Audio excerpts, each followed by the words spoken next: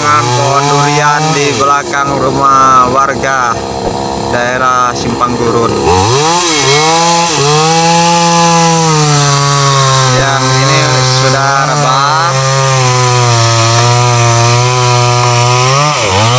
Itu mobilnya lagi narik tuh, ada tersangka itu. Berduduk ada dua orang itu. Ada dua orang itu.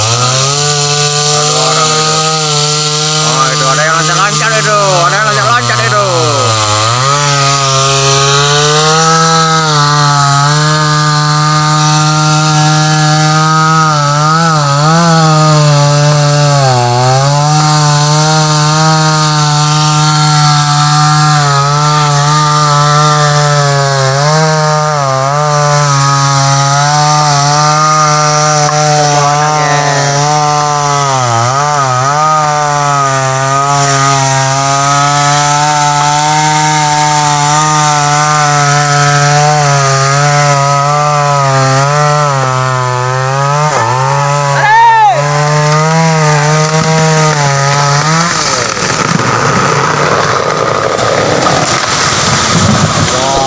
Pohonnya rebah guys, pohonnya rebah,